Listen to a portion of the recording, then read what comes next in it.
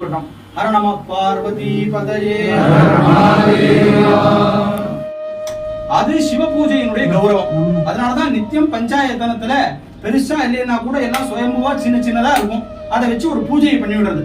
ஜீவன் முக்தாளான சந்திரசேகர பாரதி மகாசுவாமி முதற்கொண்டு நித்தியம் பூஜையை விடல. இன்னைக்கு நம்ம மகா சன்னிதானம் பண்ணிட்டு இருக்காரு. அதனால பூஜை எந்த காலத்திலும் யாரும் விடப்படாதுங்கிறது தர்மம். அதுல பிள்ளையாருக்கு இந்த அருகம்புல்ல ரொம்ப விசேஷமா சொல்லியிருக்கு. இத பத்தி விநாயக புராணத்துல ஒரு சரித்திரம் வருது. இந்த அருகம்புல்ல கஷ்யபர் தேவதைகளுக்கெல்லாம் அப்பா. கஷ்யப பஷ்யபோ பவதின்னு வேதம் சொல்றது சூரிய நமஸ்காரத்துல. அதனாலதான் அதிதிக்கு பிறந்ததுனாலதான் தேவதைகளை எல்லாரையும் ஆதித்யாள்னு சொல்றோம். அந்த கஷ்யபர் நித்தியம் பிள்ளையார பூஜை பண்ணுவாராம். அப்படி பூஜை பண்ணும் போது இந்த அருகம்புல்ல வச்சு அர்ச்சனை பண்றாரு. அப்ப அந்த அம்மாவுக்கு ஒரு நாள் ஒரு சந்தேகம் வருது. எக்கச்சக்கமான வாசன புஷ்பம் எல்லாம் இருக்கு. நம்ம பசங்களோ தேவேந்திரன் மற்ற தேவதைகள்லாம் நீங்க சொன்னீங்கன்னா மேலேந்தே பெரிய பெரிய பாரிஜாதம் அப்புறம் கதம்ப விருட்சம் இதெல்லாம் கொண்டு வருவாடு. இந்த சாமானிய புல்ல வச்சு நீங்க பூஜை பண்றீங்களே என்ன காரணம்? அப்படியா, நான் இதோடைய மகிமையை உனக்கு காமிக்கிறேன்னு பிள்ளையாருக்கு அர்ச்சனை பண்ண நிர்மாதி அருகம்புல்ல கையில கொடுத்து இதை எடுத்துன்னு போய் நேரா உன் பிள்ளை கிட்ட இருந்து இதுக்கு சமானமான ஐஸ்வர்யம் வாங்கிவா அப்படின்னு சொன்ன உடனே அவ தேவமாதா நேரா கிளம்பி வேற இந்திரலோகத்துக்கு போய் எல்லா தேவதைகளும் அம்மா வந்திருக்கா நமஸ்காரம் பண்றா. என்ன காரியம்னு கேட்கறான் தேவேந்திரன். இல்ல உங்க அப்பா கிட்ட கேட்டேன், இந்த மாதிரி பிள்ளையாருக்கு அர்ச்சனை பண்ண அருகம்புல்ல இதுக்கு சமானமா ஐஸ்வர்யம் கேட்டாரோன்னு இந்திரன் சிரிச்சானா. இதோ புல்லு இதுக்கு சமானமா இந்த குந்துமணின்னு சொல்லுவோம். ஏன்னா சாஸ்திரங்கள் எல்லாமே தானத்துல இந்த குந்துமணியை தான் பேசுறது உதாரணம். இப்பதான் நாம மத்த பவுனு சொல்றோம். அது நிஷ்கம் தோரா எடை இந்த மாதிரி எல்லாம் சொல்லுவோம் அந்த பழைய வழக்கத்துல. அந்த மாதிரி நிஷ்கம்னு சொல்றது ஒரு வழக்கம். குந்துமணி அளவு கூட தங்கம் வராது. நான் வேணா அப்பா சொன்னதுக்காக வேணா ஒரு கட்டியை வேணா வச்சு கொடுக்குறேன். நானும் இல்ல இல்ல அவர் சொன்னதுதான் நீ செய்யணும், இதை வச்சு நீ அழ அப்படின்னா உடனே ஒரு தராசில இந்த அருகம்புல்லையும் வச்சுட்டு பக்கத்துல அவன் என்ன பண்ணா ரொம்ப சிரிச்சுண்டு சும்மா ஒரு சாமான்யமா ஒரு தக்கத்தை வச்சானா.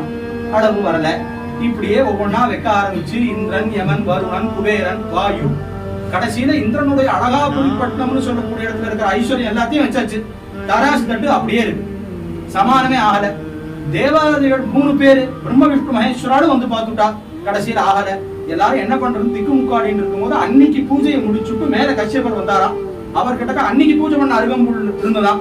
அவர் பண்ணாரா எல்லாத்தையும் நகர்த்துன்னு அன்னைக்கு பூஜை பண்ண அருகம்புல் அது மேல வச்சாராம். சமானமாயிடுதான். அப்பதான் அருகம்புல்லினுடைய மகிமை எவ்வளவு பெருசுன்னு சொல்லி இது விநாயக புராணத்துல இந்த சரித்திரம் வருது. அதனால பிள்ளையாருக்கு இந்த அருகம்புல்ல போடுறத ரொம்ப விசேஷமா சொல்லியிருக்கு. இன்னைக்கான அர்ச்சனை சாஸ்திரநாமம் ரொம்ப விசேஷமா கணபதி சாஸ்திரநாமம்னு பேரு பொதுவா எல்லாருக்கும் தெரியும். இந்த சாஸ்திரநாமத்துக்கு என்ன விசேஷம்னா பாஸ்கர ராயர்ங்கிற மகான் ஸ்லோக ரூபமாவே ஒரு அர்த்தம் எழுதியிருக்கார் பாஷ்யம். அதற்கு பெயர் கத்யோதம்னு பேரு. கத்யோதம்னா மின்மினி பூச்சின்னு அர்த்தம். சூரியனுக்கு முன்னாடி மின்மினி பூச்சியினுடைய ஒளி எந்த மாதிரியோ அந்த மாதிரி மகா கணபதிங்கிற சூரியனுக்கு முன்னாடி நான் எழுதின பாஷ்யம் அப்படின்னு சொல்லியிருக்கார். ஸ்லோக ரூபமா எழுதியிருக்கார்.